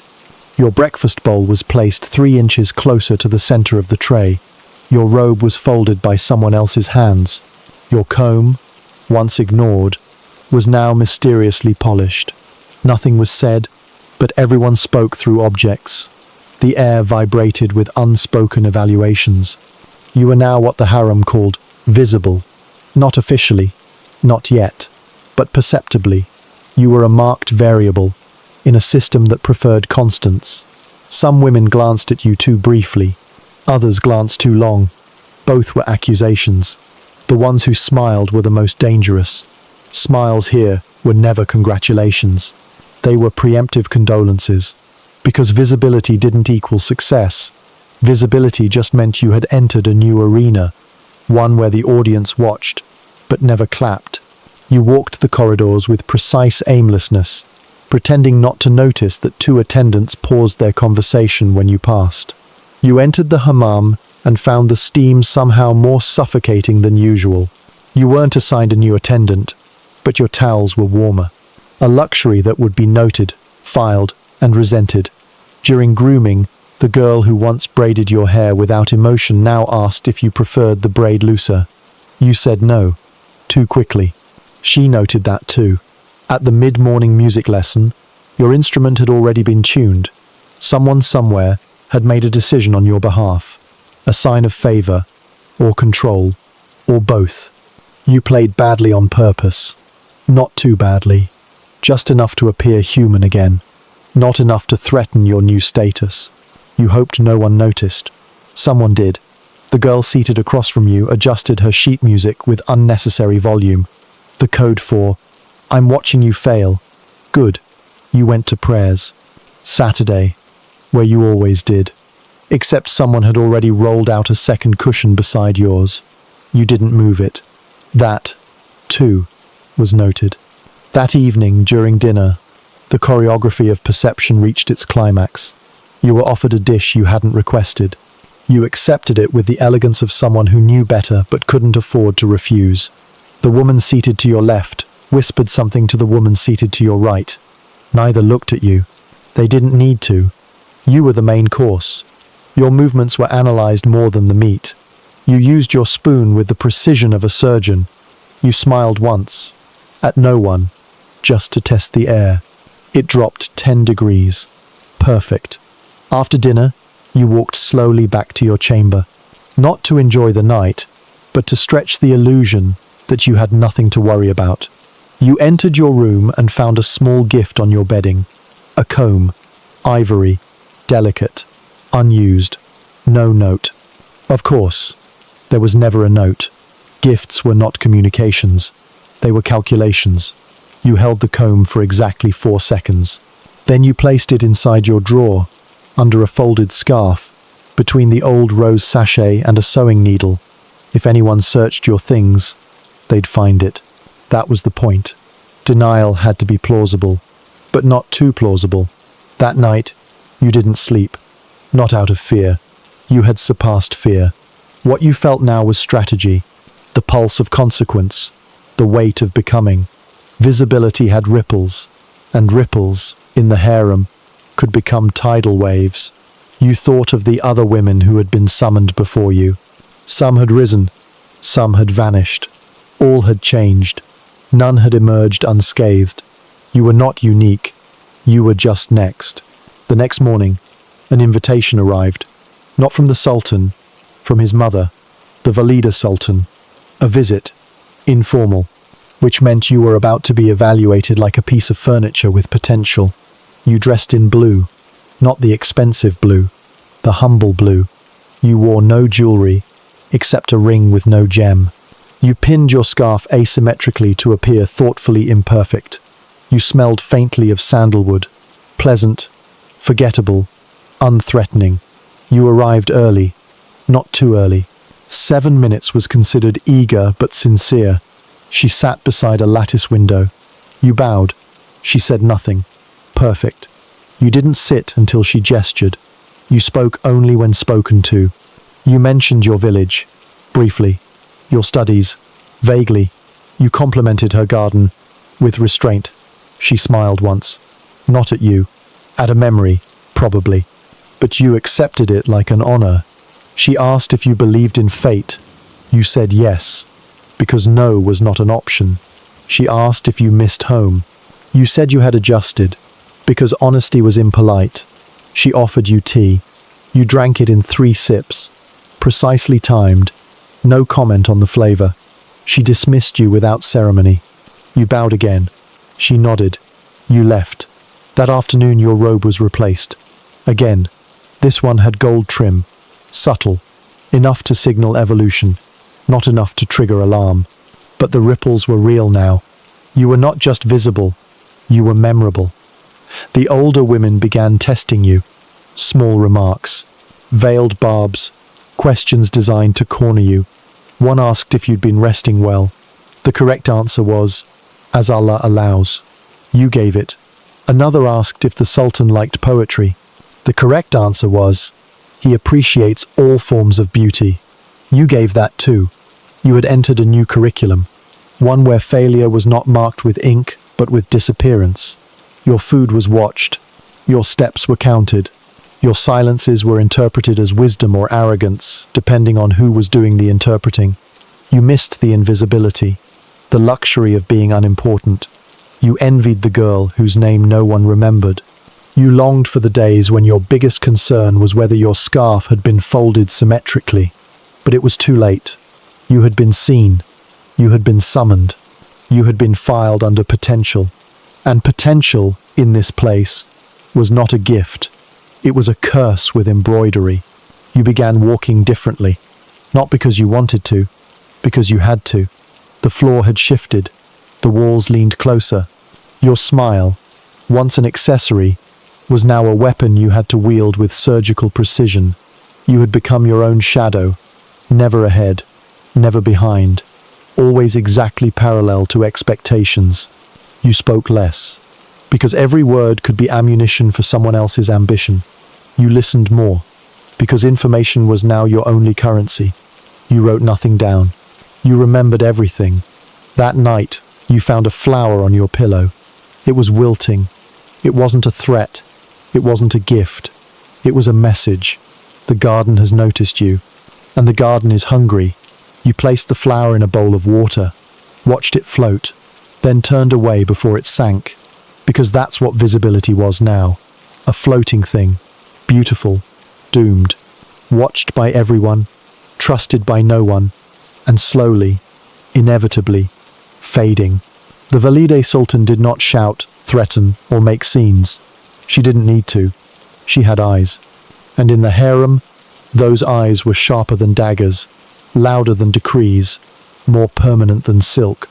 Being seen by the Valide was not the same as being acknowledged. Acknowledgement came with words, instructions, gestures. Being seen was different. It meant she had begun calculating you, placing you into her internal inventory of usefulness, threat level, and future utility. The harem's hierarchy may have appeared to orbit around the Sultan, but everyone knew it revolved around his mother. She was not the sun. She was gravity itself. You felt it the moment you entered a room she occupied. Not because she stared, because everyone else did. Their postures shifted, their smiles tightened, their sentences shortened by half. If the Sultan was power, the Valide was permission. And permission was a rare, precious, dangerous thing. Her attention was currency. Her silence was strategy. And once you'd been summoned to her for tea, once you'd passed the first unspoken interview, you became part of her living chessboard. Every movement from that point forward could be read as either obedience or betrayal. You didn't know what she thought of you. That was by design. She gave you just enough to make you hope, never enough to let you rest. One day, she invited you to sit beside her during embroidery hour, not because she wanted conversation, because she wanted data. You threaded a needle with shaking hands while she spoke of climate, trade routes, and how disappointing the latest rose harvest had been. You nodded in all the right places. You laughed once. It was a mistake. She didn't scowl. She simply asked if the thread you'd chosen was intentional. You changed it. You never laughed again. Her eyes were not warm. They were forensic. Not because she hated you, because she needed to know if you were malleable. In her world, loyalty was not declared. It was demonstrated. Through tone, timing, and absence of error. You began to notice her everywhere. Not physically, symbolically. In the way a eunuch paused before opening a door. In the way dinner servings changed depending on who she looked at. In the way rumors were planted like ornamental trees. Rooted in nothing, designed to shade someone eventually. She asked about your health. You said you were well. She asked if you missed your mother. You said you were content here. She asked if you believed the Sultan had a poetic soul. You said yes, but not excessively. Each answer was a test. Every word was weighed. And every silence was louder than your replies. You learned quickly that she didn't care what you thought. She cared what you revealed. Intent was irrelevant. Impression was everything. You became fluent in what not to say. You praised without gushing. You complimented without preference. You answered in ways that could not be quoted. One morning, You found a book in your chamber. Poetry. Not marked, not noted, not addressed, just placed, strategically. You opened to the middle. One stanza circled. You memorized it. You did not copy it. You did not ask who sent it. When the Valide later mentioned the poet during tea, you waited. She recited a line. You finished it. Not proudly, not slowly, just exactly enough. She smiled. Briefly. Victory. Or bait. You couldn't tell. After that, your duties changed. You were invited to help with charitable accounts, meaning you were allowed to observe as she reviewed ledgers from orphanages she funded. You weren't supposed to speak. You did once, when she paused at an entry. You noted an inconsistency in the grain figures. She said nothing. 3 days later, the steward responsible for that entry was reassigned. You were promoted to overseeing soap inventory. Not glamorous, but important. You understood the message. You were being groomed, not for power, for utility. You were being folded into the machine behind the throne, the part that ran on silence and perception, the part that lasted longer than any sultan's affection. But the closer you got to her, the higher the stakes became. One mistake now would not just cost you status, it would label you defective. And defective things were not repaired in the harem, they were replaced. She began speaking to you less, a sign that you had passed a threshold. You had become furniture she trusted not to collapse, but furniture could still be moved, or sold, or burned. You adjusted your behavior accordingly. You listened to her gossip with the other women but never repeated it. You stopped showing emotion when she gave gifts to others. You reacted neutrally when she complimented someone's embroidery. You stopped trying to win. You focused on not losing. You began anticipating her preferences. Which tea to serve, at which hour, which scent irritated her, which color made her dismissive. You wore pale green once. She glanced at you, then at her cup. You never wore it again. You started reading books she had read 20 years ago, not to discuss them, to understand her annotations. You were trying to become fluent in the grammar of her mind. You saw the others watching you, some with curiosity, some with calculation. One girl began copying your walk. Another started using your phrasing. Imitation was not flattery. It was survival strategy. You watched her fail, because mimicry without understanding was suicide. The Valide never mentioned the imitators. She didn't need to. You knew they wouldn't last. One disappeared after a joke fell flat during morning prayers. Another after using a perfume that didn't suit her station. You noted both outcomes. You documented them mentally under your growing archive of mistakes I will never make. The Valide tested you again by praising another girl in your presence. Excessively, publicly, you agreed with her. Enthusiastically, she looked at you, blank. You had gone too far. Next time, you nodded once and changed the subject. Better. She began assigning you to escort foreign guests. Not to impress them, to listen. You documented their reactions, their questions, their lies. You filed everything in silence. You began to realize you were not just being trained, you were being positioned. And positioning in the harem was more dangerous than politics in the court. Because here, everything was personal. Here, power wore mascara. Here, survival depended on how well you concealed your ambitions. You didn't want the throne. You wanted longevity, influence, the ability to whisper into ears that mattered. And that meant earning the Valide's trust without ever asking for it. It meant appearing useful without becoming indispensable, because indispensability was threatening. You had to be the cup that never spilled, the scarf that never wrinkled, the opinion that never shouted. You became fluent in absence. Presence was risky. Absence, curated correctly, was power. You once missed a gathering by design. The Valide mentioned your absence. You apologized. She nodded. Later, she asked if you had been ill. You said nothing. She smiled. You had become interesting. Not because of what you offered, because of what you withheld. You were now officially under observation. Not as a girl, as a potential extension of her will. She began sending you on errands, meaningless ones. Pick a flower, visit the hammam, observe the kitchen, all coded, all strategic. She watched how others reacted to your presence. That was the real test. Your task was not to complete the assignment. Your task was to measure impact. You began dressing down, speaking less, laughing never. You became a ghost with a reliable scent, and you survived. For now, because the Validi's eyes were still on you, and her eyes were not windows, they were mirrors. They showed you what she needed, not what she felt. And if you misread that reflection, you would not be warned. You would simply be gone, like the others, swept from the palace floor with the morning dust. Never mentioned, always remembered. As examples, tea with the Queenmaker was not a social invitation. It was an audition, not for a role you applied for, but for one that had already been assigned to you by someone with more memory, more influence, and significantly less interest in your feelings. The Valide Sultan, who by this point had moved beyond being a person and become a gravitational force, summoned you for tea, not in the usual place, not in the embroidery chamber, in her private garden, which meant two things. One, you were no longer a footnote, and two, you were no longer safe. The garden was a curated wilderness, a display of order imposed upon nature, much like the harem itself. Peacocks strutted along marble paths. Fountains gurgled strategically.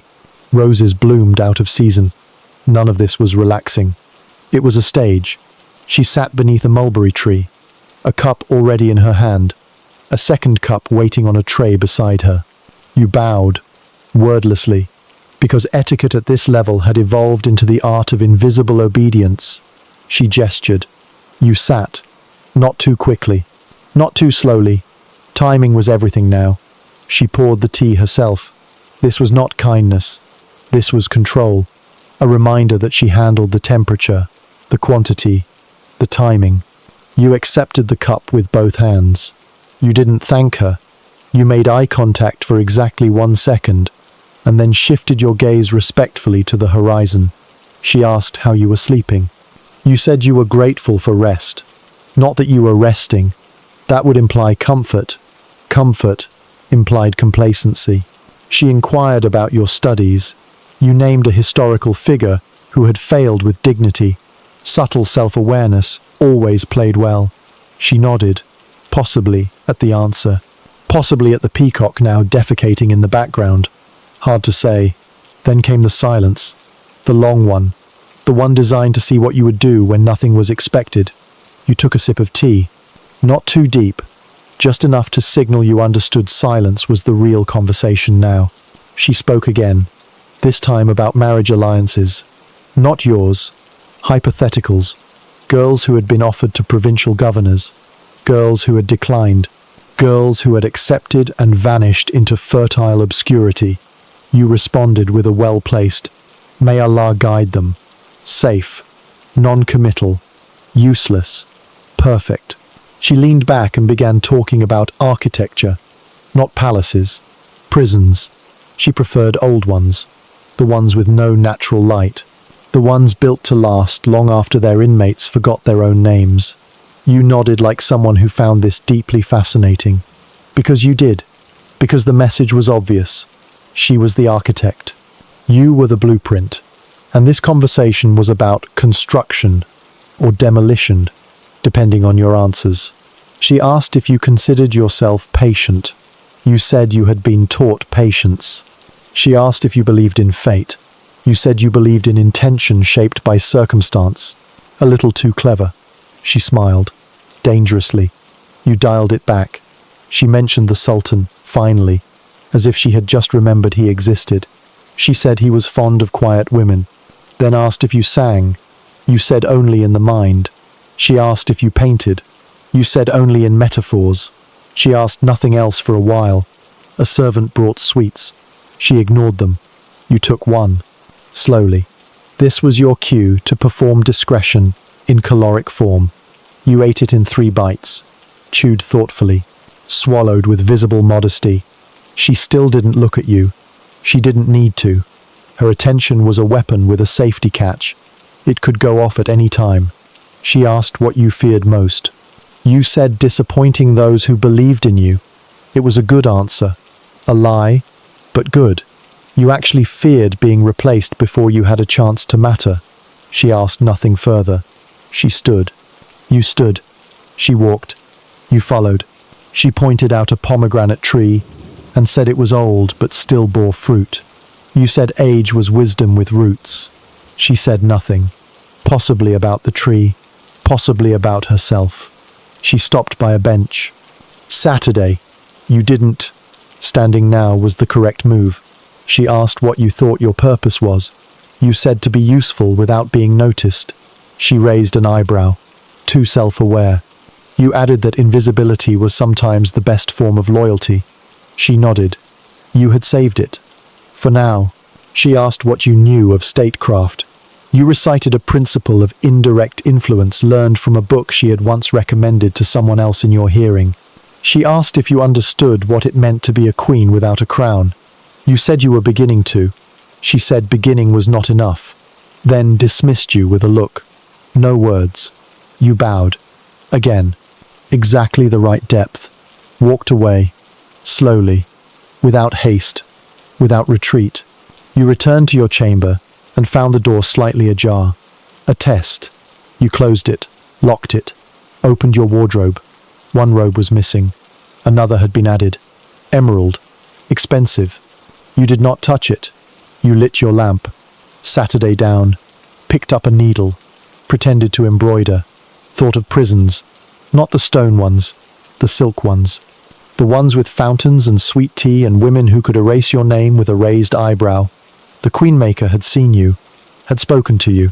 Had measured your teeth without asking you to open your mouth. You had survived the tea. But now you were marked. Not for death. For decision. And that was worse. Because now you mattered. And people who matter have consequences. You would not be called again for weeks. Maybe months. You would be monitored instead. Through whispers. Through laundry. Through how you reacted to other girls being promoted. You were being watched, not by eyes anymore, but by systems. If you flourished too quickly, you were ambitious. If you stagnated, you were boring. If you withdrew, you were hiding something. You needed to become a presence that never demanded space. A silence that suggested power. A flower that bloomed just enough to be remembered, never enough to be picked. The tea had been sweet, but you knew what it really was. A performance review. An audition without a script. A knife without a handle. You would now spend the next season waiting. Not for affection. Not even for approval. But for instruction, which might come as a whisper, or a new robe, or a request to recite poetry at a banquet, or a sudden relocation to a different wing of the palace, or nothing, which was worse, because nothing meant you had failed. Quietly, elegantly, finally, you folded the emerald robe, placed it behind your winter shawl, Saturday back down, took another stitch, waited. You were not a queen, not yet, but you were in the room where queens were made, or unmade, over tea, under trees, with no witnesses. A gift in the harem was never just a gift.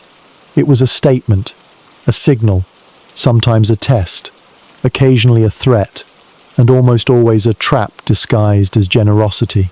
Jewelry was the most obvious vehicle for such complexities, since no other object could carry so much meaning while pretending to sparkle. If you found a brooch on your pillow, it might mean someone favored you. It might also mean someone wanted you to be favored, which was very different. It could even mean someone wanted you to be seen as if you were favored, so that someone else would do their dirty work for them. Rings, necklaces, anklets, they all shimmered with silent accusations. You learned quickly not to react with excitement. Excitement could be mistaken for entitlement. Instead, you examined the gift as if it were a strange insect, cautiously, without expression, making a mental list of who might have left it and why. The most dangerous gifts were those that came with no note, because then the message was yours to invent, and your reaction would be studied like a sacred text. If you wore it, you were arrogant. If you hid it, You were ungrateful. If you passed it on, you were foolish. The correct move, naturally, was to let it sit in plain view, untouched, while pretending not to notice it at all, which meant you were playing the game properly. Sometimes a rival would gift you something lavish in public: perfume from Damascus, a pin with pearls, a robe too fine for your rank. The court would witness it.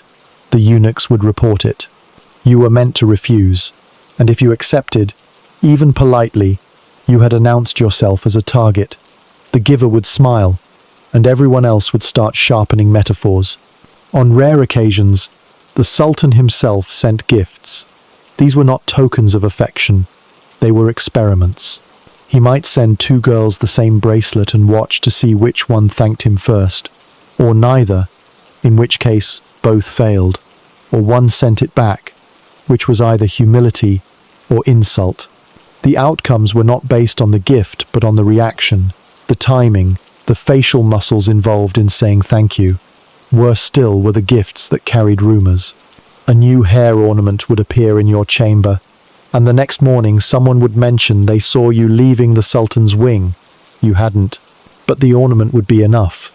From that moment on, your name would travel faster than your footsteps. You could deny it, but denials only validated that you were aware of the rumor. Silence meant guilt.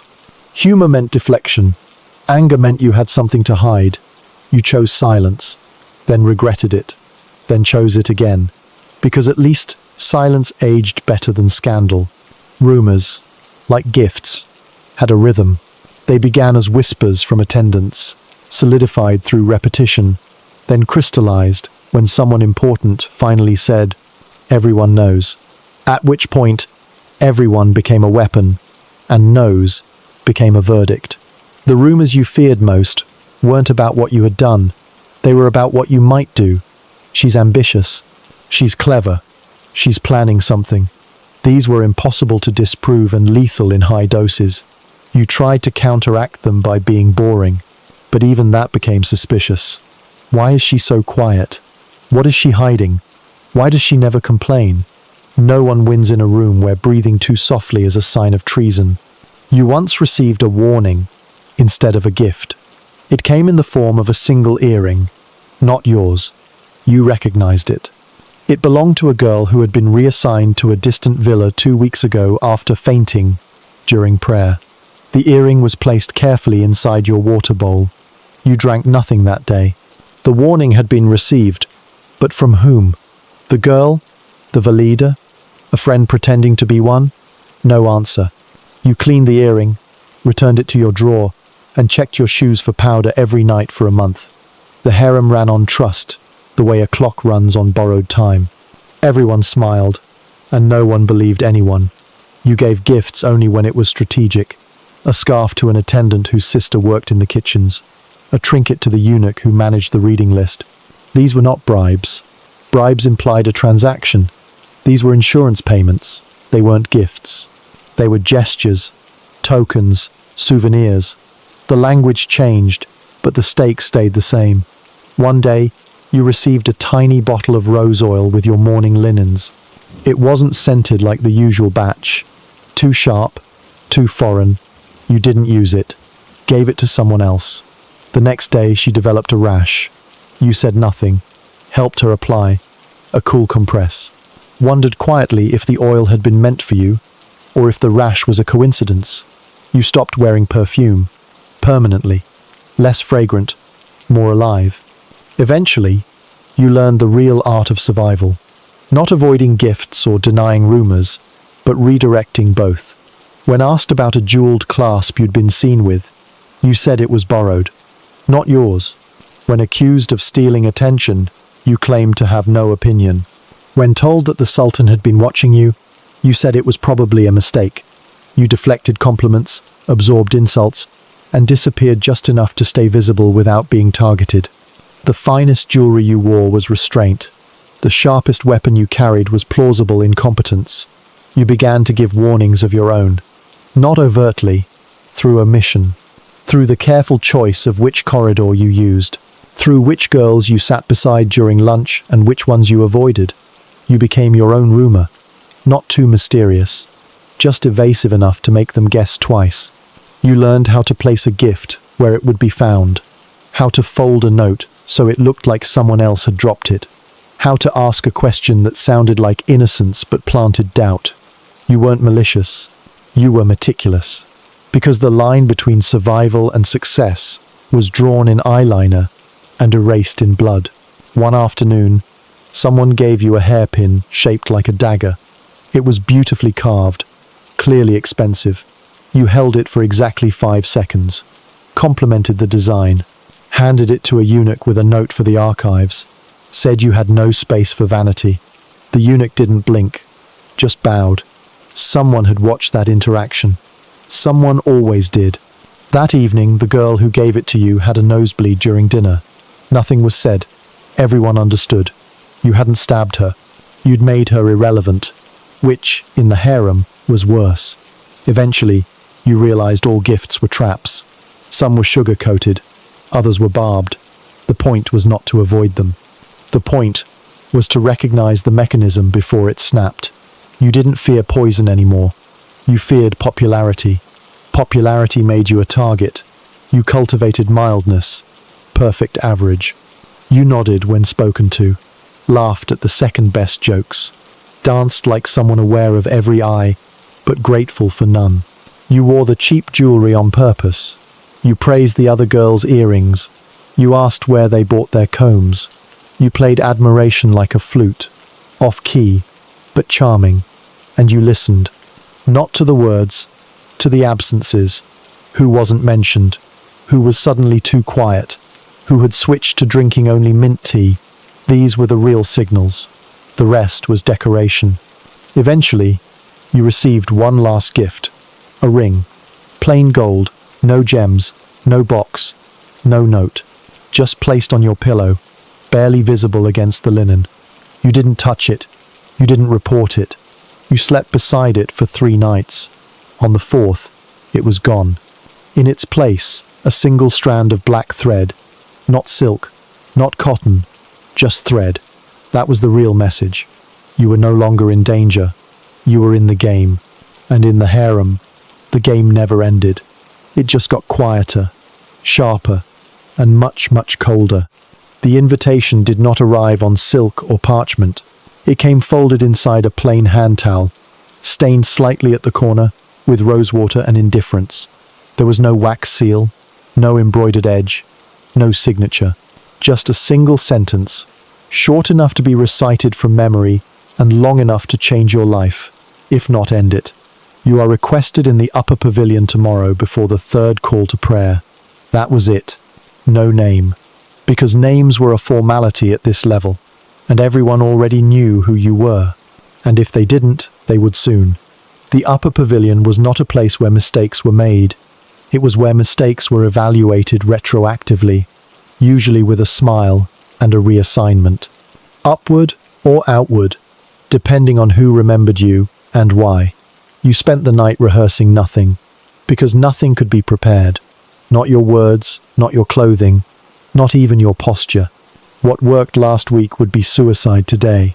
The palace shifted like sand, only less forgiving. At dawn, you bathed twice, not out of cleanliness, out of strategy. A clean girl was either eager or hiding something. A slightly unkempt one was either disrespected or honest. You chose moderate elegance, just enough to look like you belonged, not enough to look like you thought you belonged. You stepped lightly through corridors that suddenly noticed you. Eunuchs nodded more slowly. Attendants held eye contact longer. They were storing the image of you, in case they needed to recall it during tea. You reached the pavilion precisely 4 minutes early, because punctuality was ambition and lateness was rebellion. You waited, not standing, not seated, somewhere in between. You weren't alone. There were others. Not many, just enough to dilute the silence. A girl from the embroidery wing, another from the kitchens. One older than the rest, who never blinked. No one spoke. There was no hierarchy in that moment, only risk. Then the doors opened. No announcement, just the sound of possibility dressed in brocade. You were ushered in. A long hall, cool tiles, no chairs, No music, no scent, just emptiness. And then her, the Valide Sultan. Again, or still. It was never clear. She did not welcome you. She observed you. You were introduced, not by name, but by function. The one who reads, the one who calculates, the one who never speaks unless spoken to, the one who speaks too much. That last girl flinched, noted. The Valide asked a question, not to you, to the room. What do we remember? Not who, what. There was no answer. The correct answer, of course, was, what you allow us to. She nodded, though no one had spoken. Perhaps she had heard your silence. You were asked to perform something, not art, not music, something vague, something that demonstrated worth without looking like you were trying to. You recited a passage about absence. She interrupted after the third line, not because it was bad, because she had heard enough. She asked who taught you. You said no one. She smiled. Lie detected, but respected. She moved on. One girl wept. Another offered a poem. The girl from the kitchen said she could identify spices by smell alone. A risky move. She was tested. Failed. The spice had been swapped. She was removed. No screams.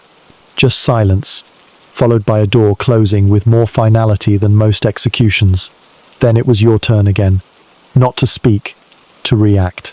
You were told. A false rumor about yourself. Delivered calmly, publicly, as if it were an announcement. You paused. You smiled. You asked if the rumor at least made for good conversation. The Valide blinked once. Victory. Temporary. You were asked to stay. The others were dismissed. No explanation. Just reduction. Now the room was smaller, sharper, more dangerous. She asked you what you wanted. You said you didn't know. She said that was impossible. You agreed. Carefully. She asked again. You said, to be useful. She said, to whom? You said, to whoever is building something that lasts. She said, everything rots. You said, not memory.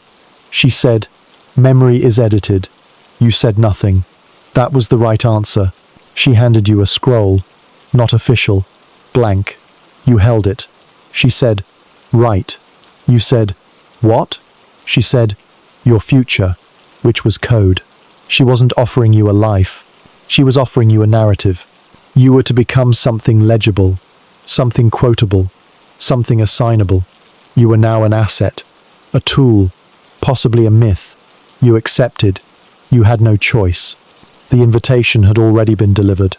Your previous identity erased, gradually. New clothes, new quarters, new name, whispered first in jest, then in habit, then in history. You didn't rise. You shifted. You didn't vanish. You rewrote the record, or rather, you began contributing to the version being curated by someone else. You sat beside the Valide during state dinners. You didn't speak, but your silence became noticeable. You gave gifts now, rarely, carefully. You visited the girl who failed the spice test. She had been reassigned to soap inventory. You gave her a scarf. She cried. You said nothing. Someone saw you. Good. You asked for nothing. That was power. You smiled less. That was fear.